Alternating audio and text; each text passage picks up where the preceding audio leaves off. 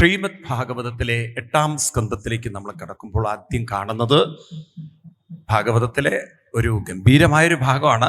സ്വയംഭൂമനും ശതരൂപാദേവിയും കാട്ടിൽ പോകുന്നതും അവിടെ വെച്ച് ഒരു ഡിസ്കഷൻ, ഭാര്യാഭർത്താക്കന്മാര് തമ്മിലുള്ള ഒരു ഡിസ്കഷൻ.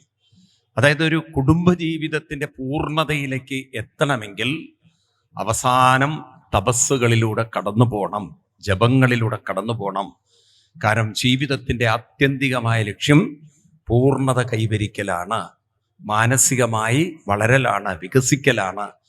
ഇതെല്ലാം അങ്ങോട്ടും ഇങ്ങോട്ടും ഡിസ്കസ് ചെയ്യുന്നൊരു ഭാഗമുണ്ട്.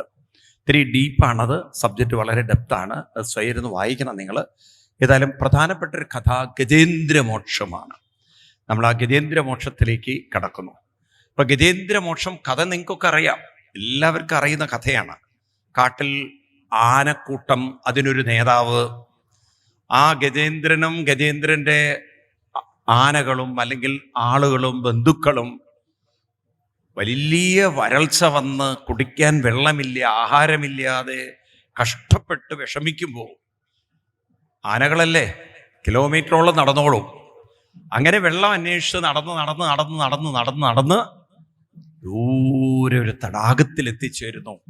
നടന്നതിൻ്റെ ക്ഷീണം, പരിഭവം, വിഷമം അതൊക്കെ അങ്ങോട്ട് തീർക്കാൻ ആ തടാകത്തിലേക്ക് ഇറങ്ങി ആവോളം കുടിക്കുന്നു. ആര് കുടിക്കുന്നു? ആനയുടെ കാര്യമാണ് പറഞ്ഞത്, കേരളത്തിൻ്റെ കാര്യമില്ല. ആവോളം കുടിക്കുന്നു, കുളിക്കുന്നു, കുളിച്ച് അതിൽ കിടന്ന് മറയുന്നു. അങ്ങനെ അവരുടെ ഒരു സമയം പോയതും ആ കഴിഞ്ഞ ക്ഷീണമൊക്കെ അങ്ങോട്ട് മറന്ന് സമയം പോയത് അവര് അറിഞ്ഞില്ല. കുറെ കഴിഞ്ഞ് ഗജേന്ദ്രൻ പറ കയറോ കയറോ കയറോ കയറോ. നേതാക്കന്മാര് കയറ്റണമല്ലോ അണികളെ. അങ്ങനെ എല്ലാവരും കയറി. അവസാനം ഗജേന്ദ്രൻ കരയിലേക്ക് കയറുമ്പോഴാണ് കൈകൾ രണ്ടും മുന്നോട്ട് വെച്ചു, കാലൊന്ന് പുറകിൽ നിന്ന് മുന്നോട്ട് വെച്ചു. മറ്റൊരു കാല് വലിക്കാൻ പറ്റുന്നില്ല. ആരോ കാല് പുറകോട്ട് കടിച്ചു വലിക്കുന്നു. കേരളാണ്, മുന്നോട്ട് പോകാൻ സമ്മതിക്കില്ല. എത്രത്തോളം വലിച്ച് താഴെ ഇടാൻ പറ്റുമെന്നാണ് എല്ലാവരും നോക്കുന്നത്. എങ്ങാനും ഒരുത്തൻ നന്നാവാൻ പോയ അവനെ വലിച്ച് ഇല്ലേ, ഏതെങ്കിലും ഒരു ഡോക്ടർ എന്തെങ്കിലും പറഞ്ഞാൽ പിന്നെ അവൻ്റെ മേക്കെട്ട് കയറി. അതൊക്കെയല്ലേ ഇപ്പം നമ്മൾ കാണുന്നത് അല്ലേ? നല്ലത് പറഞ്ഞാൽ അവനെ പിടിച്ച് താഴെ ഇടും. നീ അങ്ങനെ നല്ലത് പറയണ്ട, കേരളം അങ്ങനെയാണെന്നാണ്. അങ്ങനെ പരശുരാമൻ മഴു എറിഞ്ഞതാ ഈ കേരളം ഉണ്ടായതെന്നാണ്. അതിനുശേഷം കിട്ടിയവരുടെയൊക്കെ കയ്യിൽ മഴുക. ഒരുത്തൻ നന്നാവാൻ നോക്കി മഴ എടുത്തു, അവനെ കടക്കൽ തന്നെ വെട്ടും. കടക്കൽ വെട്ടിയ പിന്നെ ഒരിക്കലും വൃക്ഷം പൊങ്ങി വരുമോ? ഇപ്പോഴാണ് എനിക്ക് മനസ്സിലായത് പരശുരാമൻ മഴ എറിഞ്ഞിട്ട് തന്നെയാണ് കേരളം ഉണ്ടായതെന്ന്. കാരണം ഒരുത്തനെയും നന്നാവാൻ അനുവദിക്കില്ല. നിങ്ങൾക്ക് തോന്നിയിട്ടുണ്ടോ അങ്ങനെ? എനിക്കിപ്പോഴാണ് തോന്നിയത്. പണ്ട് എനിക്ക് അങ്ങനെ തോന്നിയിട്ടുണ്ടായിരുന്നില്ല. പരശുരാമൻ മഴ എറിഞ്ഞിട്ടാണ് കേരളം ഉണ്ടായത് ഞാൻ വിശ്വസിച്ചിട്ടുണ്ടായിരുന്നില്ല. പക്ഷെ ഇപ്പം എനിക്ക് മനസ്സിലായി 101% ശരിയാണ്. അതൊരു മഴുവല്ല, കുറേ എണ്ണ എറിഞ്ഞു എന്നാണ്. അതുകൊണ്ട് ഇവിടെ ഗജേന്ദ്രനും മനസ്സിലായി കര കയറാൻ അത്ര എളുപ്പമല്ല. കാല് പിടിച്ച് വലിക്കണം, കാല് കയറിയിട്ടാണ് പിടിക്കുന്നത്. ഗജേന്ദ്രന്റെ ഉള്ളിലൊരു അഹങ്കാരം ഉണ്ടായിരുന്നു, ഇതെല്ലാം തട്ടി മാറ്റി പുറത്ത് കടക്കാന്നുള്ളത്. ആവും പാടും ശ്രമിച്ചു കര കയറാൻ വേണ്ടിയിട്ട്, രക്ഷയില്ല. അപ്പോഴേക്കും മക്കൾ ചോദിക്കുന്നുണ്ട്, മമ്മി ഡാഡി എവിടെയെന്ന്. ഡാഡി ഇപ്പോഴും വെള്ളത്തിലാണ്. കേരളമല്ലേ, ഡാഡി വെള്ളത്തിലായില്ലെങ്കിലേ അത്ഭുതമുള്ളൂ. എല്ലാവരും കൂടെ വെള്ളത്തിൻ്റെ അടുത്തേക്ക് വന്നു, തടാകത്തിൻ്റെ അടുത്ത് വന്നു. ഡാഡി എങ്ങനെയും വെള്ളത്തിൽ നിന്ന് പൊക്കിയെടുക്കാനായിട്ട് ഭാര്യ, ഗജേന്ദ്രൻ്റെ ഭാര്യ പെരുമ്പാവൂരുകാരിയായിരുന്നു തോന്നണം. കാരണം ഗജേന്ദ്രൻ കരയിലേക്ക് കയറുന്നില്ല എന്ന് മാത്രമല്ല, ഗജേന്ദ്രൻ പതുക്കെ വെള്ളത്തിലേക്ക് ഇറങ്ങിപ്പോവാണ്. ഭാര്യയ്ക്കും തോന്നി താനും വെള്ളത്തിലേക്ക് ഇങ്ങനെ ഇറങ്ങുണ്ടോ എന്നൊരു സംശയം വന്നതും ഭാര്യ പിടുത്തം വിട്ടു. ഭർത്താവിനെ നോക്കിയിട്ട് പറഞ്ഞു, ഞാൻ നാരായണീയം പഠിച്ചിട്ട് വരാമെന്ന്. എനിക്ക് നാരായണീയം ക്ലാസ് ഉണ്ടെന്നും പറഞ്ഞ് ഭാര്യ അവിടുന്ന് ഒരു പൊങ്ങല്. ഗജേന്ദ്രന്റെ കൂടെ ആരുമില്ല, ഭാര്യയുമില്ല, മക്കളുമില്ല. ഇന്നിപ്പോൾ ഒരുപാട് വീടുകളിൽ ഗജേന്ദ്രന്മാർ ഒറ്റയ്ക്ക് താമസിക്കുക. കാരണം മക്കളൊക്കെ അങ്ങ് വിദേശങ്ങളിൽ പോയപ്പോൾ ഇവിടെ ഇപ്പം ആരുമില്ല. മനസ്സിലായില്ലേ? അങ്ങനെയുള്ളൊരവസ്ഥയല്ലേ? ആണോ? അങ്ങനെ ഗജേന്ദ്രൻ തളർന്നു, മാനസികമായും ശാരീരികമായും. പക്ഷെ ഒരു നിമിഷം കൊണ്ട് ഗജേന്ദ്രന് പൂർവജന്മ സുകൃതം. അതാണ് ഈ സാധനാനുഷ്ഠാനങ്ങളുടെയൊക്കെ ഗുണം. താൻ ഒരു വശത്ത് തളർന്നുകൊണ്ടിരിക്കുകയാണ്, വെള്ളത്തിലേക്ക് അങ്ങനെ ആഴ്ന്നുകൊണ്ടിരിക്കുകയാണ്, തൻ്റെ കാലിലൊരു മുതല പിടികൂടി വലിച്ചുകൊണ്ടിരിക്കുകയാണ്. ഈ യാഥാർത്ഥ്യം അറിഞ്ഞതും ഇതിൽ ഞാൻ തളരുകയല്ല വേണ്ടത്, എൻ്റെ മനസ്സിനെ ഞാൻ ഇതിൽ നിന്നും ഉയർത്തണം. ഈ ഒരു ജങ്ചർ എന്ന് പറയും, ഈ ഒരു പോയിന്റ് ഉണ്ടല്ലോ, ഇറ്റ്സ് എ വെരി ക്രൂഷ്യലാണ് ലൈഫിൽ. അതായത് ജീവിതത്തിൽ ഒരു വശത്ത് വിഷമങ്ങളോ ദുഃഖങ്ങളോ രോഗങ്ങളോ നഷ്ടങ്ങളോ ആകുന്ന മുതല കയറി പിടിച്ചു വലിക്കുമ്പോൾ കൂടുതൽ ആളുകളും ആ ദുഃഖത്തിൻ്റെ സാഗരത്തിലേക്ക്, തടാകത്തിലേക്ക്, കുഴിയിലേക്ക് അങ്ങോട്ട് എന്തു ചെയ്യും? ആഴ്ന്നു പോവും, താഴ്ന്നു പോവും. എന്നാൽ ഇവിടെയാണ് ഗജേന്ദ്രനെ സംബന്ധിച്ച് ഗജേന്ദ്രന് മനസ്സിലായി, കര കയറാനുള്ള ആദ്യത്തെ പടി മനസ്സ് തളരാതിരിക്കലാണ്. A hope comes when the mind is kept positive. Hope comes, പ്രതീക്ഷ അവിടെയാണ് വരുന്നത്. മനസ്സ് തളരുന്നവർക്കാണ് പ്രതീക്ഷകളെല്ലാം, ഉറക്കെ പറയൂ, പ്രതീക്ഷകളെല്ലാം ഇല്ലാതാവുന്നത്. ഇത് നമ്മൾ പലപ്പോഴും അറിയുന്നില്ല. പ്രതീക്ഷ ഉണ്ടാവണമെങ്കിൽ മനസ്സൊരിക്കലും തളരാൻ പാടില്ല. അപ്പൊ എന്തെങ്കിലുമൊക്കെ വഴികളുണ്ടാവും. മനസ്സിലാവുണ്ടല്ലോ? ആ പ്രതീക്ഷ നിലനിർത്തണമെങ്കിൽ മനസ്സ് തളരാതിരിക്കണം. രാവണൻ സീതയെ ഭീഷണിപ്പെടുത്തിക്കൊണ്ട് പറഞ്ഞു, 1 മാസം കൂടി നിനക്ക് ഞാൻ സമയം തരും, ഒന്നുകിൽ എനിക്ക് വിധേയാവുക, എൻ്റെ പത്നിയാവുക, അല്ലെങ്കിൽ നാളത്തെ ബ്രേക്ക്ഫാസ്റ്റ് ആവുക, ഏത് വേണം നീ തീരുമാനിക്കണം. സീതയോട് പറയാണ്, നിന്നെ ഞാൻ വെട്ടി നുറുക്കി എൻ്റെ പ്രാതലാക്കി കളയുന്നു. ഉണ്ടോ? ഇത് വാത്മീകി രാമായണത്തിലാണ് ഡീറ്റെയിൽ ആയിട്ടുള്ള. എഴുത്തച്ഛൻ അത്ര ഡീറ്റെയിൽ ആയിട്ട് എഴുതിയിട്ടില്ല ആ ഭാഗം. സീതയുടെ മുന്നിൽ അപ്പോഴും ഒരു പ്രതീക്ഷയുണ്ട്. എന്താണെന്നറിയില്ല, എവിടെയോ ഒരു നല്ല ഒരു ലക്ഷണങ്ങൾ കാണുകയാണ്. രാവണൻ ഇതൊക്കെ പറഞ്ഞ് സീതാദേവി, ഈശ്വര എന്തായിരിക്കും ഇനി, എന്താണ് എൻ്റെ അടുത്തത്? അപ്പോഴാണ് മരത്തിന് മുകളിലിരുന്ന് രാമായണം, രാമകഥകൾ ഹനുമാൻ പാടിക്കൊണ്ടിരിക്കുന്നത്. മനസ്സിലാവുണ്ടോ? അപ്പൊ പ്രതീക്ഷകളില്ല എന്ന് തോന്നുന്നിടത്തും പ്രതീക്ഷിക്കാനുള്ള വകകൾ കാലം ഒരുക്കി വയ്ക്കും. അതുകൊണ്ട് ഏറ്റവും പ്രധാനപ്പെട്ട ഒന്നാണ്, എന്തു ദുരിതവും ദുഃഖവും വേദനയുണ്ടെങ്കിലും മനസ്സ് തളരാൻ ഒരിക്കലും അനുവദിക്കരുത്. ഗീതയിൽ മനോഹരമായ ഒരു ശ്ലോകമുണ്ട്, നമുക്കൊക്കെ വേണ്ടുന്നൊരു ശ്ലോകമാണ്. 6-ാം അധ്യായത്തിൽ 37-ാം ശ്ലോകം. ഇത് കുട്ടികളെയൊക്കെ പഠിപ്പിക്കണം നിങ്ങൾ. കാരണം നമ്മുടെയൊക്കെ ജീവിതത്തിലുള്ള സം പോയിന്റ് എവിടെയോ ഒരു പ്രതീക്ഷ നഷ്ടപ്പെട്ട് ആകെ ഒരു വേദനയിലും ദുഃഖത്തിലും അമർന്നു പോകുന്ന ആളുകൾ, അത് പ്രായമാകും തോറും കൂടി വരും. ഇവിടെ ഇരിക്കുന്ന നിങ്ങളോടൊക്കെ എനിക്ക് പറയാനുള്ളത്, നിങ്ങളെല്ലാവരും ശ്രദ്ധിക്കണം. മനസ്സിപ്പോൾ നിൽക്കുന്നത് ശരീരത്തിലും, അതായത് നിങ്ങളുടെ ആരോഗ്യത്തിലും ബന്ധങ്ങളിലും നിങ്ങളുടെ വസ്തുക്കളിലൊക്കെയാണ്. നിങ്ങൾ വില കൽപ്പിച്ചിരിക്കുന്ന സാധനങ്ങളിലാണ്. ഇതിൽ മനസ്സുറച്ചു നിൽക്കുന്നു എന്ന് നിങ്ങൾ അറിയുന്നില്ല. മനസ്സിലാവുണ്ടോ? നമ്മുടെ കൈ, ഇപ്പം നിങ്ങൾ നോക്കൂ, നിങ്ങൾ ഇവിടെ ഇരിക്കുന്ന സമയത്ത് നിങ്ങൾ ആഭരണങ്ങളൊക്കെ അണിഞ്ഞിട്ടുണ്ടെങ്കിൽ ആ ആഭരണങ്ങളിലൊക്കെ നിങ്ങളുടെ മനസ്സ് മുറുകെ പിടിച്ചിട്ടുണ്ടോ? ആഭരണങ്ങളിലൊക്കെ നിങ്ങളുടെ മനസ്സ് നിൽക്കുന്നുണ്ടോ? ഇല്ല, അതൊന്നങ്ങോട്ട് പോവട്ടെ എന്നറിയാം. അപ്പം മനസ്സുണ്ടോ ഇല്ല എന്നുള്ളത് അറിയാം. അതിൻ്റെ ആ പിന്നിലുള്ള ആണി പോയാൽ പോലും നിങ്ങളുടെ ആണി പോയിട്ടുണ്ടാവും. ഒരു കമ്മലിൻ്റെയൊക്കെ പുറകിലുള്ള ആണിക്ക് എത്രമാത്രം സ്വർണം ഉണ്ടാവും? അതിൽ സ്വർണം ഉണ്ടോ എന്ന് തന്നെ അറിയില്ല. ഉണ്ടോ? ആ സ്റ്റഡിനുണ്ടാവുമായിരിക്കാം അല്ലേ? ആണോ? അല്ലെ? എത്രയല്ലേ ഉള്ളൂ. എല്ലാവരും ഇപ്പൊ തപ്പി നോക്കുകയാണ്, ദൈവമേ ഈ പോയോ എന്നുള്ളത്. അപ്പൊ ആ സാധനം പോയി കഴിഞ്ഞാൽ ഇവിടെ ഇരുന്ന് ഭാഗവതം കേൾക്കാൻ മനസ്സ് സമ്മതിക്കുമോ? നിങ്ങളുടെ കമ്മലിൽ കാണുന്നുമില്ല, വേറൊരാൾ താഴെ നിന്ന് എടുക്കണമുണ്ട്. മനസ്സെന്താ വിചാരിക്കുക? അതന്നെ അവർക്ക് കിട്ടിയിട്ടുണ്ടാവും. അതവർ അങ്ങനെ തോന്നുമോ? മനസ്സങ്ങനെ തെറ്റിദ്ധരിപ്പിക്കോ? ഇല്ല. ഉണ്ടോ ഇല്ലയോ? അപ്പൊ മനസ്സിങ്ങനെ പലതിലും പിടിച്ചു നിൽക്കുകയാണ്. ഇത് നമ്മൾ അറിയുന്നില്ല. ഒരു ദിവസം എന്തെങ്കിലുമൊക്കെ ചില വിഷമങ്ങൾ വരുമ്പോഴാണ് മനസ്സ് അതോടുകൂടി ഡിം വീഴുന്നത്.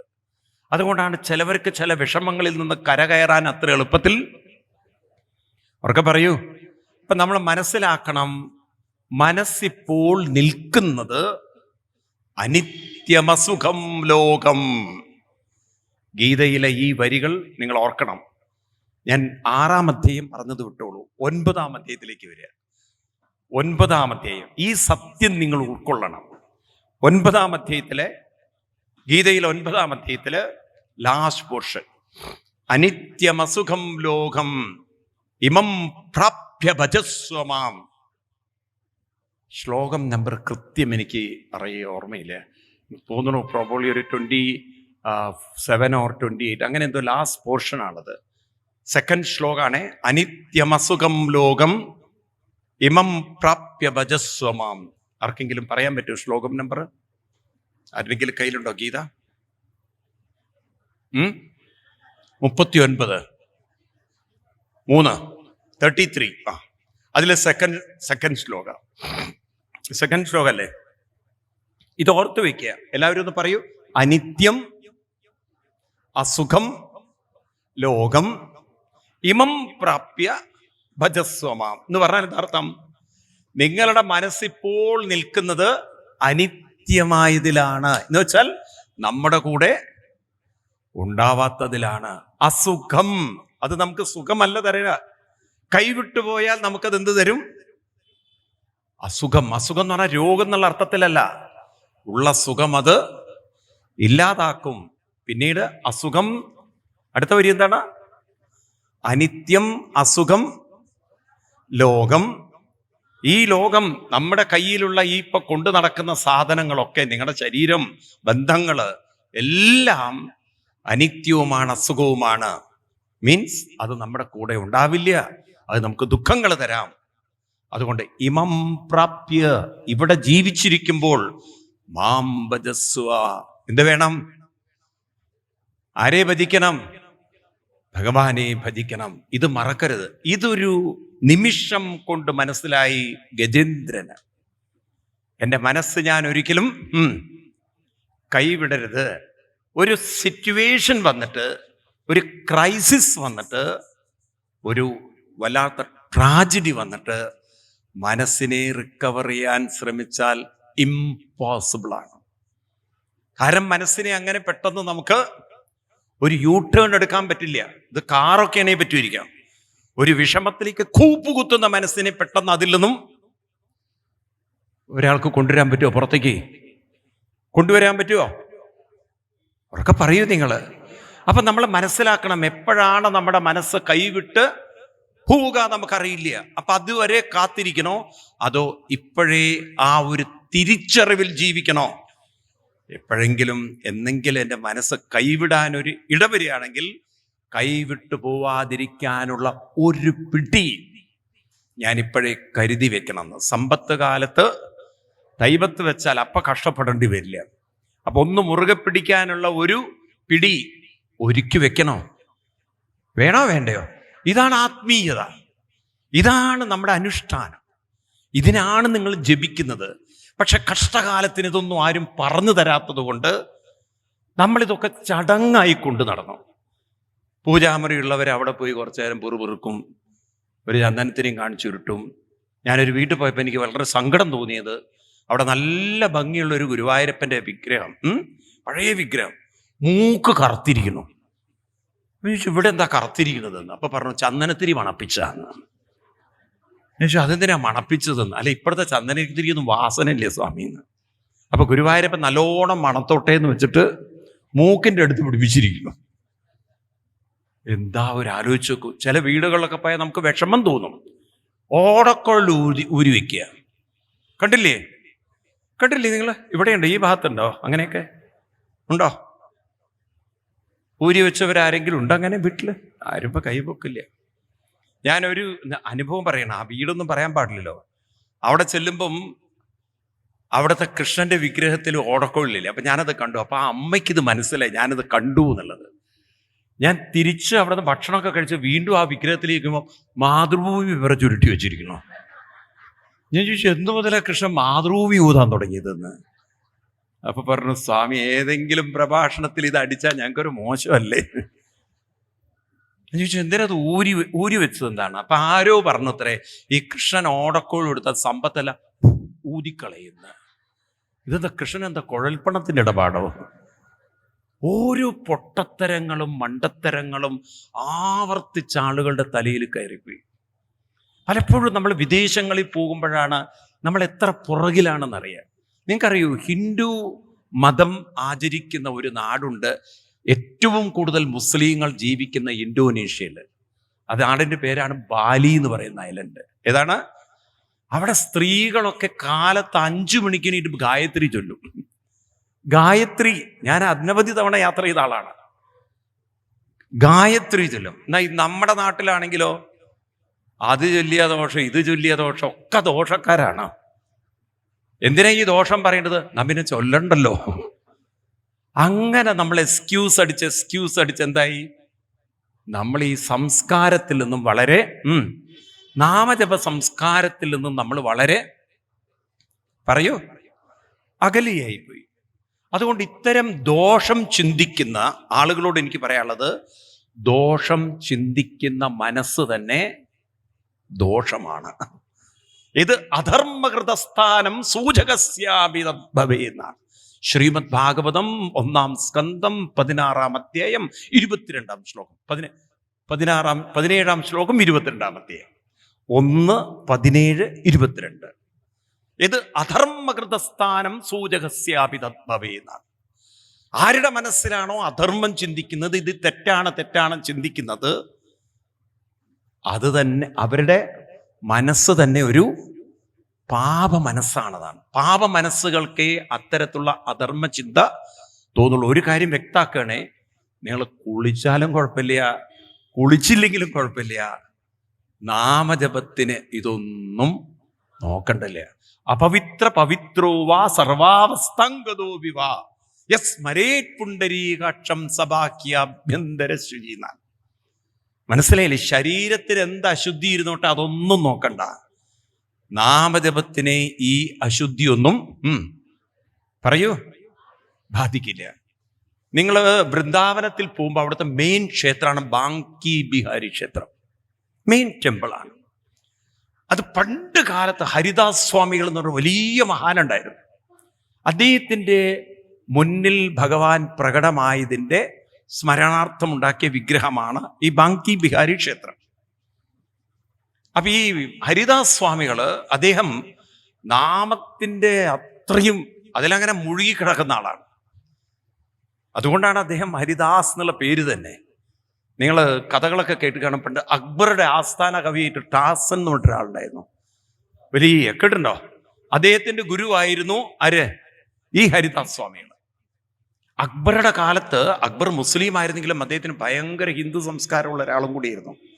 മുഗളന്മാരിൽ ഏറ്റവും കൂടുതൽ ഹിന്ദു സംസ്കാരമുള്ള ഒരാളായിരുന്നു അക്ബർ. അതുകൊണ്ടാണ് അദ്ദേഹം നമ്മുടെ ഹിന്ദു ക്ഷേത്രങ്ങൾ കുറെ പ്രൊട്ടക്ട് ചെയ്തത് അക്ബറാണ്. ബാക്കിയൊക്കെ കണക്ക് തന്നെ, ഷാജഹാനും ഔറംഗസീബും ഒക്കെ കണക്ക് തന്നെ. അവരൊക്കെ കുറെ നശിപ്പിച്ചിട്ടേ ഉള്ളൂ.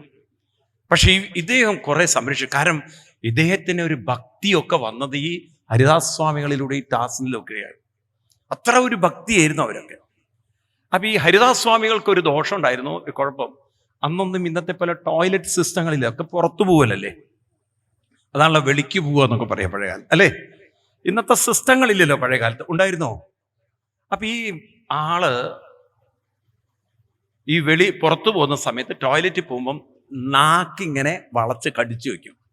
കാരണം വെച്ചാൽ ഇദ്ദേഹത്തിന്റെ നാക്ക്, നമ്മളെ വെറുതെ വെച്ചാലും വേണ്ടാത്ത വർത്തമാനം പറയും. അദ്ദേഹത്തിന്റെ നാക്കിനൊരു കുഴപ്പമുണ്ട്. അതങ്ങനെ വെറുതെ വെച്ചാൽ നാമം ജപിച്ചുകൊണ്ടേയിരിക്കുക. അപ്പൊ അദ്ദേഹം ഈ ശരീരത്തിന് അശുദ്ധി ഉള്ളപ്പോൾ നാമം ചൊല്ലണ്ട എന്ന് വെച്ചിട്ടാണ് എന്ത് ചെയ്യുന്നത്? നാക്ക്. അങ്ങനെ ഭഗവാൻ കുട്ടിയുടെ രൂപത്തിൽ അവിടെ വന്നു എന്നാണ്. അപ്പൊ എവിടുന്നാ? അപ്പൊ പറഞ്ഞു, അച്ഛനും അമ്മയും ആരാന്നറിയില്ല, എന്നെ ഇങ്ങനെ വഴിയിലിട്ട് അവര് പോയി. അപ്പൊ കുട്ടിക്ക് വല്ല എനിക്ക് ആരെയും അറിയുന്നില്ല. അപ്പൊ ആരോ പറഞ്ഞു ഈ ആശ്രമത്തിൽ വന്നാൽ ഇവിടെ ഇരിക്കാന്നൊക്കെ. അങ്ങനെ ഹരിദാസ് സ്വാമികളുടെ കൂടെ കുട്ടി കൂടുകയാണ്. അപ്പൊ ഈ കുട്ടി ഒരു ദിവസം ചോദിക്കുകയാണ്, അങ്ങ് ഈ ടോയ്ലറ്റിൽ പോകുമ്പോഴാണ് പ്രാണൻ പോകുന്നതെങ്കിൽ അങ്ങ് ഭഗവാനെ സ്മരിക്കാതെ ഈ മാലിന്യം ചിന്തിച്ചിട്ടാണോ മരിക്കേണ്ടത്?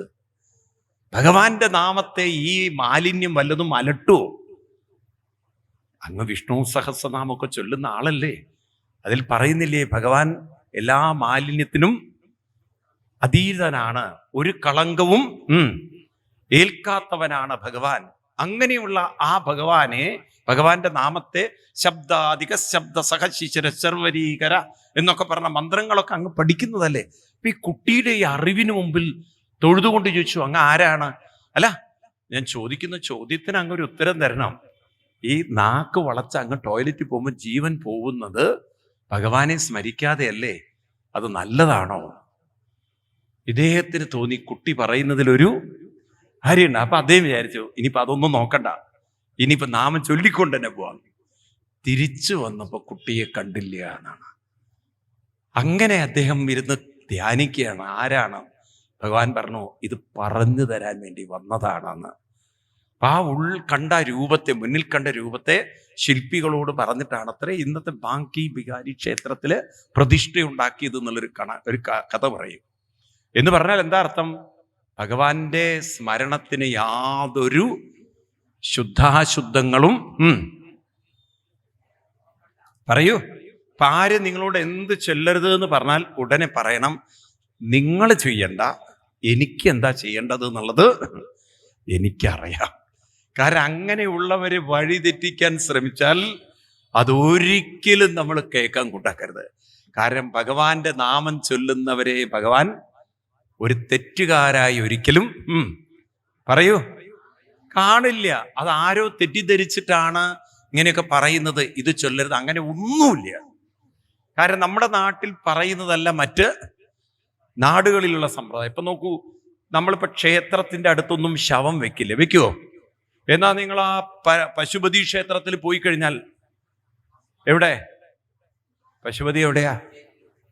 കാഠ്മണ്ഡു നേപ്പാളില്.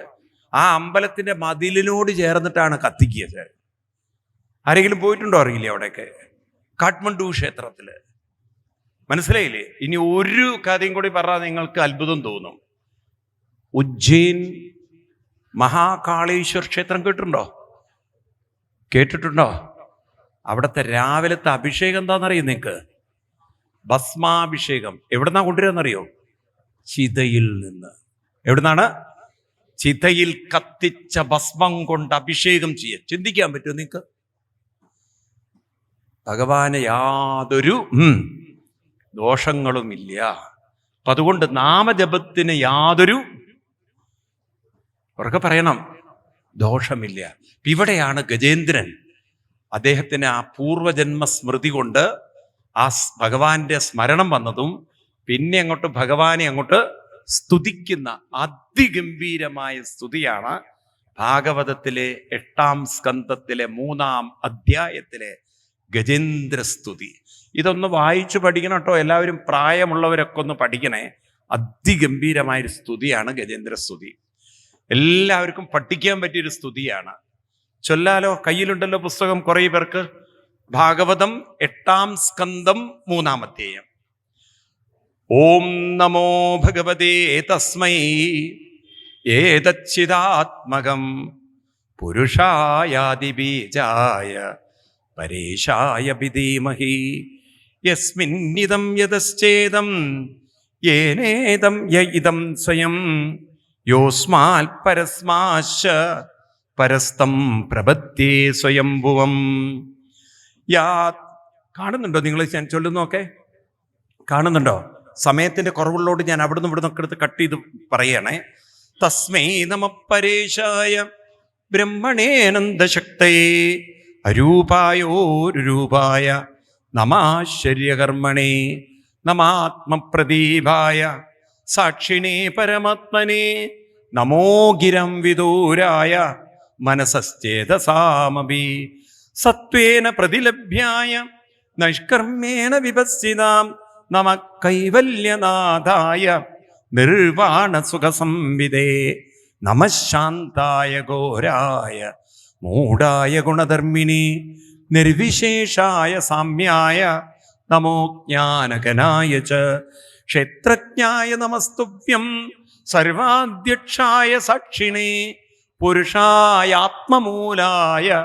മൂലപ്രകൃതേ നമഃ സർവേന്ദ്രിയഗുണദൃഷ്ടേ സർവപ്രത്യയഹേതവേ അസദാചായുക്തായ സദാഭാസായ തേ നമഃ. നമോ നമസ്തേഖിലകാരണായ നിഷ്കാരണായ അദ്ഭുതകാരണായ സർവാഗമനായ മഹാർണവായ നമോപവർക്കായ പരായണായ ഗുണാരണിച്ചെന്നൂഷ്മവായ തക്ഷോഭവിസ്ഫൂർജിത മാനസായ നൈകർമ്മ്യഭാവേന വിവർജിതാഗമം സ്വയം പ്രകാശായ നമസ്കരോമി. എന്തൊരു ഗംഭീര ഭാവങ്ങളാണ് ഇതൊക്കെ. ആത്മാപ്തജാപ്ത ഗൃഹവിത്തജനേഷു സക്തൈ. അടുത്ത വരി വിട്ടിട്ട് അടുത്ത വരി. ആത്മാപ്തജാപ്ത ഗൃഹവിത്തജനേഷു സക്തൈ ദുഷ്പ്രാവണായ ഗുണസംഗ വിവർജിതായ മുക്താത്മഭീ സ്വഹൃദയേ പരിഭാവിതായ ജ്ഞാനാത്മനേ ഭഗവതേ നമൈശ്വരായ. സമയം കുറവുള്ളതുകൊണ്ടേ മുഴുവൻ ചൊല്ലാൻ പറ്റില്ല. നമോ നമസ്തുഭ്യം അസഹ്യവേഗ. ലാസ്റ്റ് നമോ നമസ്തുഭ്യം അസഹ്യവേഗ ശക്തിത്രയായ അഖിലദീ ഗുണായ പ്രപന്നപാലായ ദുരന്തശക്തയേ കതിന്ദ്രിയാണം അനവപ്യവത്മനേ നായം വേദസമാത്മാനം യശക്ത്യാഹം തിയാകതം തം ദുരത്യമാത്മ്യം ഭഗവന്തമിദോസ്മ്യഹം. എന്തൊക്കെയാ പറയണത്? ഗജേന്ദ്രന്റെ ആ ഒരു മനസ്സിലെ ഭാവം പറയുകയാണ്. ഭഗവാനെ ഒരു കാലഘട്ടത്തിൽ നോക്കൂ, ഇതൊക്കെ ഒരാനയുടെ വാക്കുകളൊന്നല്ല. ആത്മാപ്ത ജാപ്ത ഗൃഹ വിത്ത ജനീഷു. ഗൃഹവിത്തം എന്നൊക്കെ ആനയുടെ കഥയാണോ? വിത്തം ഗൃഹം, വിത്തം എന്ന് പറഞ്ഞ സമ്പത്ത്. ആത്മാപ്ത ജാപ്ത ഗൃഹ വിത്ത ജനീഷു ആസക്തം. അതായത് ഇത്രയും കാലം എൻ്റെ മനസ്സ് കുടുംബകാര്യത്തിലും മറ്റു കാര്യത്തിലൊക്കെ അങ്ങനെ ആസക്തനായി എന്ന് വെച്ചാൽ അതിലൊക്കെ അങ്ങോട്ട് മുഴുകി. അതൊക്കെയാണ് സത്യം, അതൊക്കെ എന്നും കൂടെ ഉണ്ടാവും എന്നൊക്കെ അങ്ങനെ കരുതി ഞാൻ നായം വേദസമാത്മാനം യശക്തിയാഹന്തിയാഹതം തം ദുരത്യമാത്മ്യം ഭഗവന്തമിദോസ്മ്യഹം. ഞാൻ അവിടുത്തെ മാഹാത്മ്യം മനസ്സിലായില്ല എന്ന് വെച്ചാൽ കാലം എന്നെ പരീക്ഷിക്കുമെന്ന് എനിക്ക് അറിയാനേ പറ്റിയില്ല. കാലം വന്നെന്നെ ഒരു കുരുക്കിലിടുന്ന് ഞാൻ ഒരിക്കലും ആരും കാണുന്നില്ല.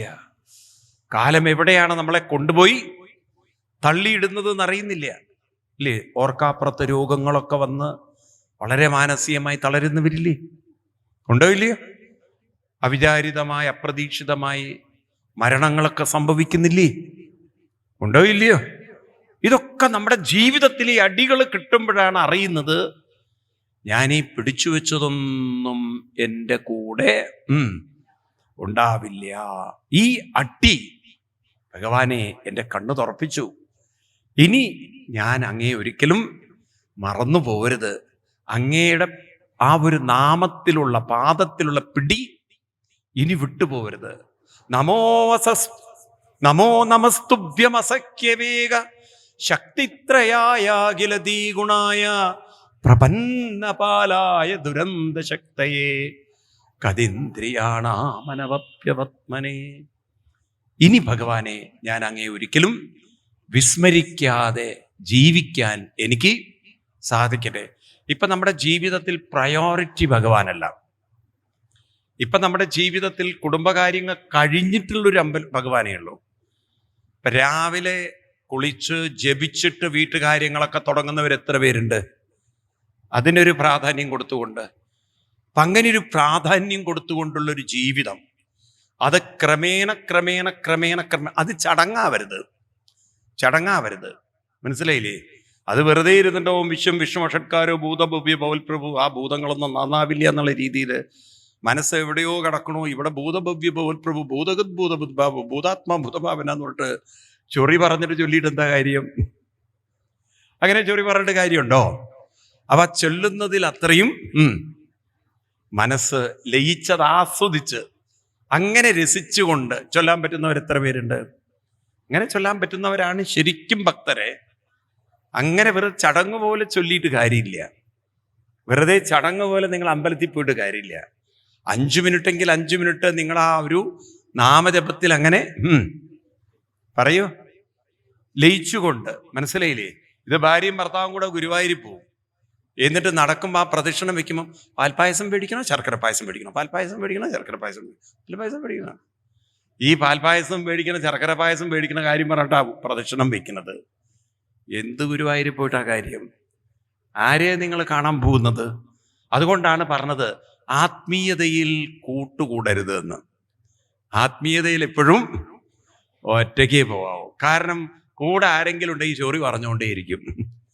അതും പറഞ്ഞിട്ട് അമ്പലത്തിൽ പോയിട്ട് യാതൊരു കാര്യമില്ല. മനസ്സിലായില്ല? ഇക്കാര്യത്തിൽ കൂട്ടുപാടില്ല. വിവിക്ത സേവിനം എന്ന് പറയും. വിവിക്തം എന്ന് പറഞ്ഞാൽ ഒറ്റയ്ക്ക് വേണം ഇത്തരം കാര്യങ്ങൾ. എന്താന്ന് മിണ്ടാത്തത്? അങ്ങനെയൊക്കെ ഒരു ധൈര്യം ഉണ്ടാവാറുണ്ടോ ആർക്കെങ്കിലും? ഒറ്റയ്ക്ക് ധൈര്യം ഉണ്ടാവാറുണ്ടോ? ആ ഒരു ധൈര്യം നേടണം. അപ്പോഴാണ് മനസ്സിനൊരു മനോബലം ഒന്നുകൂടി കൂടുന്നത്. അപ്പൊ പിന്നെ നിങ്ങൾക്ക് ക്രമേണ മനസ്സ് ശക്തിപ്പെടുന്നത് കാണാൻ സാധിക്കും. ആ ഗജേന്ദ്രന്റെ അവസ്ഥ നോക്കൂ നിങ്ങൾ. ഒരു വശത്ത് മുതല കടിച്ച് താഴോട്ട് വരിക, വേറെ വശത്ത് മനസ്സ് ഊർജത്തോടെ ആരിലേക്ക് എടുക്കണോ? കാലം ഇങ്ങോട്ട് വലിക്കണോ, നാമം അങ്ങോട്ട് വലിക്കുന്നു. ഗജേന്ദ്രൻ കാലത്തിന് മനസ്സ് വിട്ടുകൊടുത്തില്ല. ഏതിനു വിട്ടുകൊടുത്തു? നാമം, ഈ കീർത്തനങ്ങൾ ചൊല്ലിക്കൊണ്ട്, ഭഗവാന്റെ സ്മരണം ചൊല്ലിക്കൊണ്ട് മനസ്സ് അങ്ങോട്ടങ്ങോട്ട് വിട്ടുകൊടുത്തപ്പോൾ അവിടെയാണ് ഞാൻ നേരത്തെ പറഞ്ഞ ഭഗവാന്റെ പ്രതിജ്ഞ നടക്കുന്നത്. നമേ ഭക്ത പ്രണശ്യതി, എൻ്റെ ഭക്തനെ തളരാൻ ഞാൻ ഒരിക്കലും. ഉറക്കെ പറയൂ. അപ്പൊ ഭക്തനാവണമെങ്കിൽ എന്ത് വേണം? മനസ്സ് വിട്ടുകൊടുക്കരുത്. ആർക്ക്? വേദനകൾക്ക്, ദുഃഖങ്ങൾക്ക്, പ്രയാസങ്ങൾക്ക്, മറ്റ് ചിന്തകൾക്കൊന്നും ആരെ കൊടുക്കരുത്? ഡെയിലി രാവിലെ എണീറ്റ് പറയണം, മനസ്സ് ഞാൻ ആർക്കും കൊടുക്കില്ല. ആർക്കേ കൊടുക്കുള്ളൂ? മക്കൾക്കോ?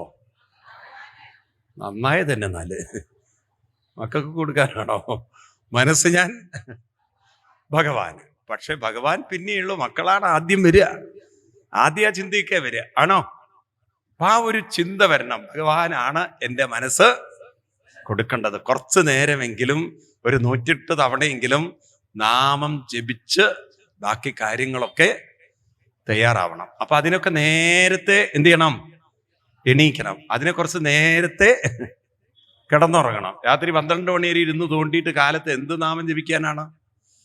അതിനാണ് നേരത്തെ കിടന്നാലേ നേരത്തെ എണീക്കാൻ പറ്റുള്ളൂ. നേരത്തെ എണീറ്റാലേ ഒറ്റയ്ക്ക് ഇരുന്ന് ഇതെല്ലാം ചെയ്യാൻ പറ്റുള്ളൂ. അങ്ങനെ ഒന്ന് ശീലിച്ചു നോക്കൂ നിങ്ങൾ. ജീവിതത്തിൽ ഇത്ര ഒരു ആനന്ദം വേറെയില്ല. ഈ നാമത്തിലൊരു രുചി വന്നാലല്ലോ, ഇത് സത്യം പറഞ്ഞ ഒരു ലഹരിയാണ്. ഈ കള്ളിൻ്റെ അവസ്ഥ എന്താണെന്ന് എനിക്കറിയില്ല. പക്ഷെ ഈ ലഹരി ഒരിക്കൽ തലയ്ക്ക് കയറിയാൽ പിന്നത് വിട്ടുപോവില്ല. ഏത് ലഹരി? നാമലയ ലഹരി. എന്താണ്? നാമത്തിൽ ലഹരി എന്ന് പറയുന്നത് അതിലങ്ങോട്ട് മനസ്സ് ലയിച്ചു ചേരുന്ന ഒരു ലഹരി തലയ്ക്ക് കയറിക്കഴിഞ്ഞാൽ പിന്നെ നിങ്ങൾക്ക് സമയം പോകുന്നത് പോലും അറിയില്ല. അതിലങ്ങനെ മുഴുകിപ്പോവും. നിങ്ങൾ അങ്ങനെ ലയിച്ചു പോവും. നിങ്ങൾ തിരുവല്ലാമല ക്ഷേത്രം കേട്ടിട്ടുണ്ടോ? തൃശ്ശൂരിലൊരു വളരെ പ്രസിദ്ധമായ ക്ഷേത്രമുണ്ട്. ഉണ്ടോ? തിരുവില്ലാമല ക്ഷേത്രം കേട്ടിട്ടുണ്ടോ? അവിടെ ഒരാള് ഭാഗവതമൊക്കെ കേട്ടിട്ട് ഇത്തിരി വിരക്തി വന്നിട്ട് അവിടെ വന്നങ്ങനെ ധ്യാനിക്കും. ഒരു മൂലയിലിരുന്ന് പുറത്ത്, അവിടെ ഒരു പ്രത്യേക സ്ഥലമാണ്, ഒരു പാറയുടെ മുകളിലാണ് ആ ക്ഷേത്രം നിൽക്കുന്നത്. കണ്ടിട്ടുണ്ടോ അത്? നിങ്ങളുടെ ഈ ഇവിടുത്തെ ഒരു ക്ഷേത്രം ഉണ്ടല്ലോ, പാറയുടെ ഉള്ളിലൊരു ക്ഷേത്രം, അതിൻ്റെ ഒരു വ്യത്യസ്ത ഭാവമാണത്. ഇത് മുഴുവൻ പാറക്കെട്ടാണ് ആ ഭാഗം. അപ്പൊ ഇതേ അവിടെ ഇരുന്ന് ഇങ്ങനെ കുറേ നേരം നട്ടലൊക്കെ നിവർന്ന് ഇടയ്ക്കിടയ്ക്കൊക്കെ നിവർന്നൊക്കെ ഇങ്ങനെ ഇരുന്ന് ജപിക്കും. അവിടെയാണെങ്കിലോ കംപ്ലീറ്റ് ഈ കാമുകന്മാരുടെ ഏരിയയാണ്. കാരണം ഇത്തിരി ഒറ്റപ്പെട്ട സ്ഥലമാണ്, മെയിൻ റോഡിന്ന് ഇത്തിരി കുറ്റിക്കാടും ഉണ്ട്. കാടും പൊന്തക്കാടൊക്കെ ഉണ്ടെങ്കിൽ അവർക്ക് നല്ല കൃഷിഭൂമിയാണ്. ആർക്ക് കാമുകന്മാർക്ക് അതിന് പറ്റിയ സ്ഥലം. അത് നിങ്ങൾ എപ്പോഴും പോയി നോക്കിയാൽ കാണാം. ഈ പിള്ളേരിങ്ങനെ, പെമ്പിള്ളേരും ആമ്പിള്ളേരിങ്ങനെ പല ഈ കൊത്തുപണി പോലെ ഇങ്ങനെയുള്ള രൂപങ്ങളിലൊക്കെ നിൽക്കുന്ന അവിടെ കാണാം. അങ്ങോട്ട് ചാഞ്ഞും ഇങ്ങോട്ട് ചാഞ്ഞും ഒക്കെ നിൽക്കുന്ന രംഗങ്ങളൊക്കെ അത് കാണാം നിങ്ങൾക്ക് അവിടെ. എന്ത് ചെയ്യാൻ പറ്റും? അപ്പോ ഇദ്ദേഹം ധ്യാനിച്ചിരിക്കുമ്പം ഒരു പയ്യൻ, അവന്റെ കാമുകിയുടെ ബർത്ത്ഡേ ആണ്, ഇവൻ എവിടെ നിന്ന് ഒരു പൂവൊക്കെ ആയിട്ട് ഓടി വന്ന് ഈ കാരണവരിയ്ക്കുന്നത് കണ്ടില്ല, ഒരു തട്ടിയിട്ട് ഓടി. ആരവരവിടെ തങ്ങളുടെ ചാടി എണീറ്റ് ദേഷ്യപ്പെട്ടി അവൻ ഓടിപ്പോയി. കാരണം അവളുടെ ബർത്ത്ഡേ ആണ്. അപ്പൊ അവൾക്ക് പൂവ് കൊടുക്കാൻ വേണ്ടി നോക്കും, പൂവ് കിട്ടിയില്ല. ഇവൻ ഇത് അന്വേഷിച്ച് സമയം വൈകിപ്പോയി. ഇവളാണെങ്കിൽ ക്ഷമയില്ലാതെ ഇവന് വേണ്ടി കാത്തിരിക്കുകയാണ്. ഇവന് പേടി, ഞാൻ അവിടെ എത്തുമ്പോഴേക്കും വേറെ വല്ലവരും പൂവ് കൊടുക്കുമോ എന്നുള്ളതാണ്. ഇന്നിപ്പോൾ അങ്ങനെയുള്ളൊരു കാലം കൂടിയാണല്ലോ. ഇതിന് ബെഞ്ചിങ് എന്ന് പറയാം അവരുടെ ഭാഷയിൽ. ഒരാളെ ബെഞ്ചിലിരുത്തും അത്രേ, ഒരാളെങ്ങനെ റിസർവ് ചെയ്ത് വെക്കുന്നു. അപ്പൊ വേറെ വല്ലവരും പൂവ് കൊടുക്കുന്നതിന് മുമ്പ് താൻ പൂവ് കൊടുക്കണം. അപ്പൊ അവൻ ഈ ഇരിക്കുന്ന ആളെ ഒന്നും ആണ്ടില്ലേ, ഒരു തട്ടിയിട്ട് പോയി. കുറെ കഴിഞ്ഞ് അവൻ്റെ എല്ലാ കിന്നാരങ്ങളും ശൃംഗാരങ്ങളൊക്കെ കഴിഞ്ഞ് തിരിച്ചു വരുമ്പോൾ ഈ കാരണവർ കണ്ടു, വൃത്തികെട്ടവൻ, നീ ഇവിടെ കൊഞ്ചാൻ വന്നിരിക്കുകയാണ്. ഒരാൾ ധ്യാനിച്ചിരിക്കുമ്പോൾ അയാളെ തട്ടിയിട്ട്, ഹേയ് എന്നാ ഒരു ക്ഷമ പറയുക, ഒരു സംസ്കാരം. അവിടെ ചൂടായി. അപ്പൊ അവൻ കാലൊക്കെ തൊട്ടിട്ട് ക്ഷമ പറയുന്നു. അവൻ പറഞ്ഞു, ഇന്ന് അവളുടെ ബർത്ത്ഡേ ആയിരുന്നു, അപ്പൊ അതിനൊരു പൂ കൊണ്ട് കൊടുത്തില്ലെങ്കിൽ പിന്നെ അവൾ എന്നെ കൊന്നുകളയും, അതുകൊണ്ടാണെന്നൊക്കെ പറഞ്ഞ് ക്ഷമ പറഞ്ഞിട്ട് പറഞ്ഞു, അല്ല ഞാൻ ചോദിക്കട്ടെ, സത്യസന്ധമായി പറയണേ, അങ്ങ് ഇരിക്കുന്നത് ഞാൻ കണ്ടില്ല, എൻ്റെ മനസ്സിൽ അവൾ മാത്രമേ ഉണ്ടായിരുന്നുള്ളൂ. ഇപ്പം എൻ്റെ മനസ്സിൽ അവൾ മാത്രമേ ഉള്ളായത് കൊണ്ട് ഞാൻ അങ്ങേ കണ്ടില്ല, അതുകൊണ്ടാണ് തട്ടിയത്. അങ്ങയുടെ മനസ്സിൽ ആരായിരുന്നു ഉണ്ടായിരുന്നത് എന്ന്, അങ്ങ് ആരെ ഓർത്തുകൊണ്ടാണ് ഈ കണ്ണടച്ചിരിക്കുന്നത് എന്ന്. അപ്പൊ ഇത് ഈ പയ്യന്റെ മുഖത്തേക്ക് നോക്കി, എന്താ അങ്ങനെ ചോദിച്ചത്? അല്ല, അങ്ങപ്പം ഭഗവാനെ ഓർത്തുകൊണ്ടല്ലേ ഇരുന്നത്. അങ്ങ് ഇതുപോലെ എന്നെ പോലെ മുഴുകിയിരുന്നെങ്കിൽ ഞാൻ തട്ടിയത് അങ്ങ് അറിയുമോ?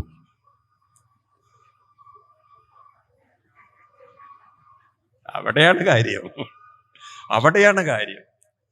ഞാൻ ആ പെണ്ണിനെ ഓർത്ത് അങ്ങേ തട്ടിയത് ഞാൻ അറിഞ്ഞില്ല. എൻ്റെ ഉള്ളിലുള്ള ആ വികാരങ്ങളൊക്കെ ഉണ്ട്. അങ്ങയ്ക്കും അതുപോലൊരു ഭക്തിയുടെ തീവ്ര വികാരം ഉണ്ടായിരുന്നെങ്കിൽ ഞാൻ തട്ടിയത് അങ്ങും അറിയില്ല. പക്ഷെ ഒരു കാര്യം നിങ്ങൾ നോക്കിയിട്ടുണ്ടോ? നമ്മൾ ഈ മൊബൈലൊക്കെ എടുത്തിട്ട് തോണ്ടുമ്പോൾ അതിലുള്ള തീവ്രമായ ഒരു രസം നാമം ചൊല്ലുമ്പോൾ കിട്ടുമോ?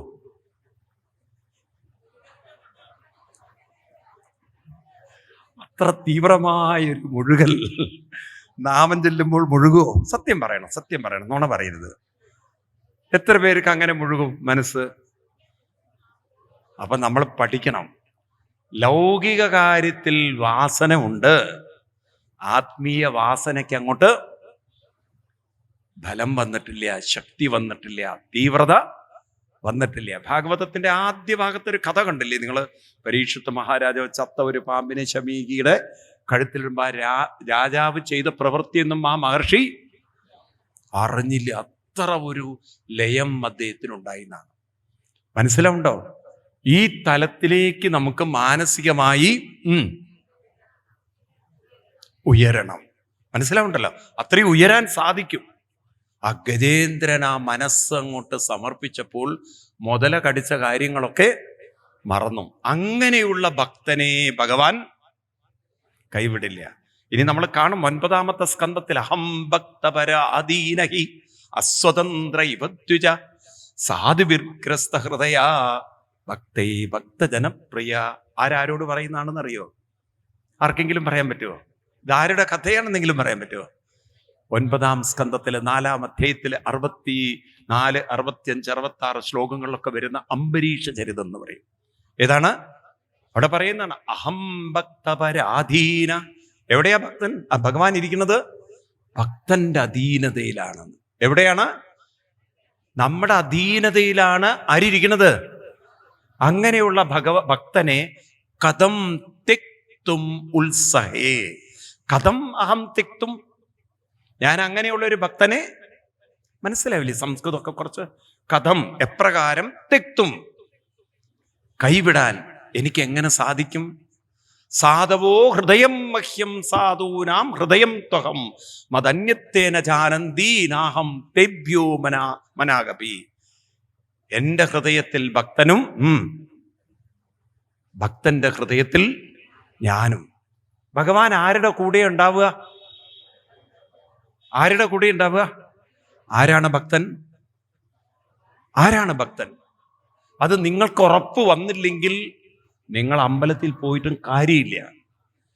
ഗീതയിൽ 9-ാം അധ്യായത്തിൽ 29-ാം ശ്ലോകം എടുക്കുക. ഇതൊക്കെ ഒന്ന് പഠിച്ചു വെച്ചാൽ നല്ലതാണ്. നിങ്ങൾക്ക് വ്യക്തതയുണ്ടാവും, നിങ്ങളുടെ ഉള്ളിൽ ഒരു ഉറപ്പുണ്ടാവും. ഗീത 9-ാം അധ്യായത്തിൽ 29-ാം ശ്ലോകം. ഇതൊക്കെ ഒന്ന് ഓർത്തു വെക്കുക, പഠിച്ചു വെക്കുക. ഇതൊക്കെയാണ് നിങ്ങൾ കുട്ടികളോട് പറഞ്ഞു കൊടുക്കേണ്ടത്. മനസ്സിലായില്ലേ? അവരുടെ ഉള്ളിലൊരു ഭക്തനെ ഉണ്ടാക്കി വെക്കണം. അപ്പോഴാണ് ഭഗവാൻ അവരെ കൈവിടാതെ കൊണ്ടു നടക്കുക. മനസ്സിലാവുണ്ടോ? നമ്മളിപ്പോൾ ഭക്തരാണെന്ന് പറഞ്ഞ് നടക്കുന്നു എന്നല്ലാതെ ശരിക്കും ഭക്തരാണോ എന്ന് നമുക്ക് ഉറപ്പുണ്ടോ? അതാണ്. നോക്കൂ, ഹിന്ദുക്കളുടെ അവസ്ഥ നോക്കൂ. നിങ്ങൾ അമ്പലങ്ങളിലൊക്കെ പോകുന്നുണ്ട്, എല്ലാ പൂജയിലും വഴിപാടിലൊക്കെ പങ്കെടുക്കുന്നുണ്ട്. പക്ഷെ ചെറിയ ചെറിയ പ്രശ്നങ്ങൾ വരുമ്പോഴേക്കും മാനസികമായി തളരുന്നു. പിന്നെ എന്ത് ഭക്തരാണ് നമ്മള്, അല്ലേ? ആത്മഹത്യ നമ്മുടെ ഹിന്ദുക്കളുടെ ഇടയിലല്ലേ കൂടുതലുള്ളത്? ആണോ അല്ലയോ? ഡൈവേഴ്സ് ആരുടെ കൂടെയാണ് കൂടുതൽ? ഏത് കമ്മ്യൂണിറ്റിയിലാണ്? മുസ്ലിങ്ങളുടെ ഇടയിൽ കുറവാണ്, ക്രിസ്ത്യൻസിന്റെ ഇടയിൽ വളരെ കുറവാണ്. ഏറ്റവും കൂടുതൽ ആരുടെ ഇടയിലാണ്? ഹിന്ദുക്കളുടെ ഇടയിലാണ്. കാരണം സ്വഭാവങ്ങളുമായി പൊരുത്തപ്പെടാൻ പറ്റുന്നില്ല. അതല്ലേ പ്രധാന കാരണം. അഡ്ജസ്റ്റ്മെന്റ് പറ്റണില്ല. അഡ്ജസ്റ്റ്മെന്റ് എന്ന് പറഞ്ഞാൽ പല വാശികളും സ്വഭാവങ്ങളും സ്വാർത്ഥതയുമായിട്ട് അങ്ങോട്ട്. നിങ്ങളൊക്കെ കല്യാണം കഴിച്ചവരല്ലേ? നിങ്ങൾക്ക് സ്വഭാവം ഇഷ്ടപ്പെട്ടിട്ടാണോ ഭാര്യയും ഭർത്താവായിട്ട് നടന്നത്? അതങ്ങോട്ട് അഡ്ജസ്റ്റ് ചെയ്ത് വണ്ടി ഓടിക്കുകയാണോ ചെയ്തത്? എത്ര പേർക്ക് ഭാര്യയും ഭർത്താവിൻ്റെയും സ്വഭാവം അത്ര ഇഷ്ടപ്പെട്ടിട്ട് ജീവിച്ചവരുണ്ട്? കൈ കാണിക്കും, കാണാൻ വേണ്ടിയിട്ടാ. നിങ്ങൾക്ക് വല്ല പത്മശ്രീ അവാർഡ് തരണം. എന്നാല്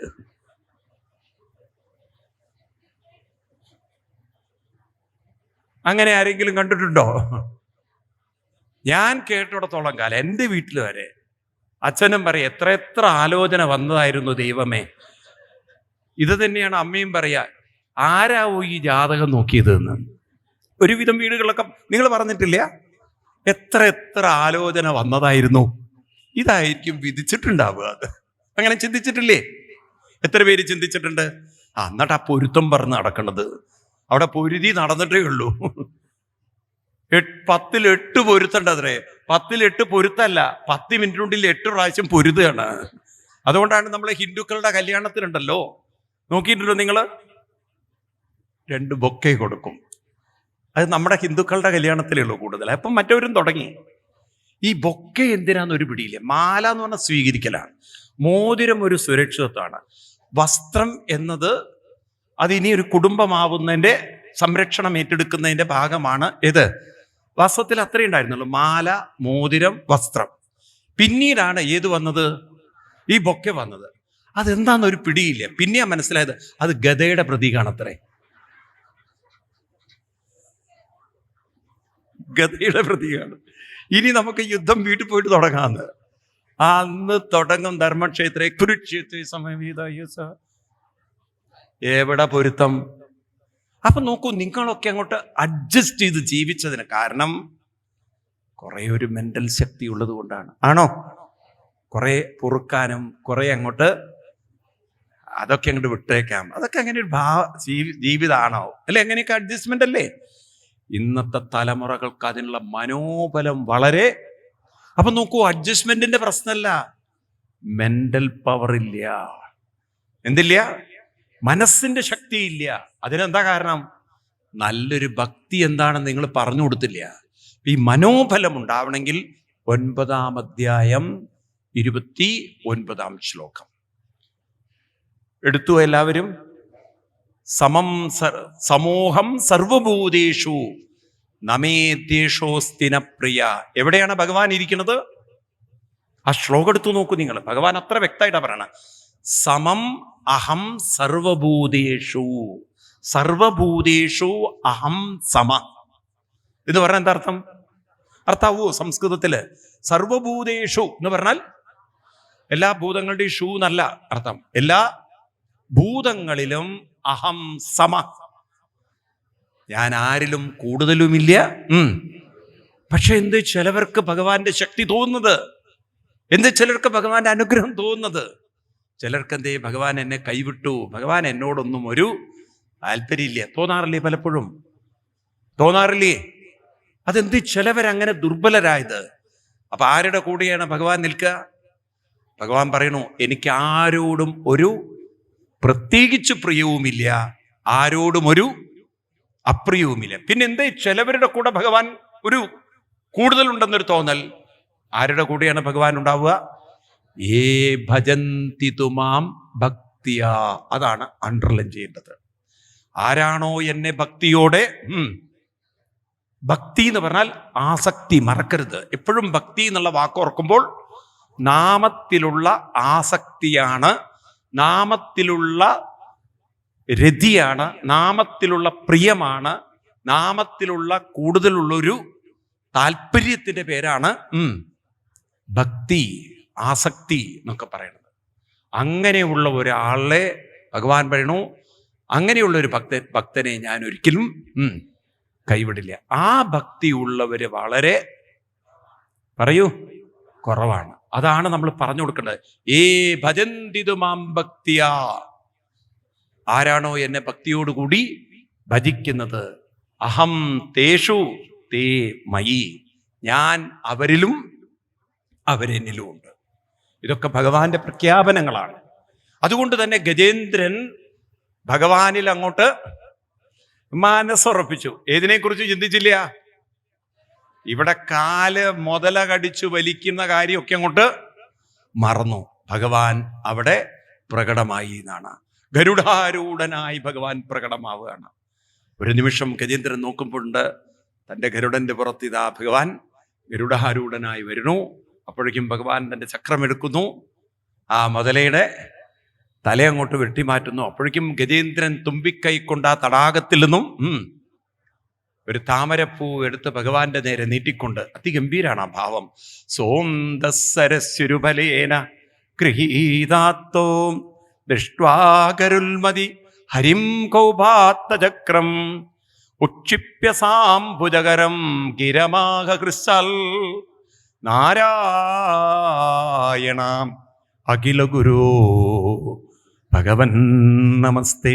എല്ലാവരും ചൊല്ലു, നാരായണ അഖില ഗുരു ഭഗവൻ നമസ്തേ. നാരായണ അഖില ഗുരു ഭഗവൻ നമസ്തേ. നാരായണ അഖില ഗുരു ഭഗവൻ നമസ്തേ. ആ ഭഗവാനെ അങ്ങോട്ട് തൻ്റെ ഹൃദയം സമർപ്പിച്ചുകൊണ്ട് ആരായിട്ടാ കാണുന്നത്? അഖില ഗുരു ഭഗവൻ നമസ്തേ. നമസ്കരിക്കുക. ഇത് ഈ കഥ നമ്മളെ ഓർമ്മിപ്പിക്കുന്നത്, ദുരിതങ്ങൾ വന്ന് പിടികൂടിയാലും മനസ്സിനെ ദുരിതം ചിന്തിക്കാൻ അവർക്ക് പറയൂ, പക്ഷേ ദുരിതം വന്നിട്ടത് തീരുമാനിച്ചിട്ട് യാതൊരു കാര്യമില്ല. കാരണം ദുരിതത്തിലേക്കുള്ള മനസ്സിന്റെ വീഴ്ച പിടിച്ചു നിർത്താൻ പറയൂ സാധ്യല്ല. അപ്പം മനസ്സ് ദുരിതത്തോടൊപ്പം പോകുമെന്നറിഞ്ഞ് നേരത്തെ തന്നെ അതിന്റെ ഗതി എന്ത് ചെയ്യണം? മാറ്റിയെടുക്കണം. ദുരിതം ഒരു വീഴ്ചയാണ്. ആ വീഴ്ചയോടൊപ്പം മനസ്സും താഴോട്ട് വീണു പോകും. മനസ്സിലാവുണ്ടോ? അങ്ങനെ ഒരു വീഴ്ചയിലേക്ക് പോവാൻ മനസ്സിനെ ഒരിക്കലും അനുവദിക്കാതിരിക്കണമെങ്കിൽ നേരത്തെ തന്നെ ആ മനസ്സിന്റെ ഗതി തിരിച്ചുവിടണം. ഇതാണ് ഭക്തി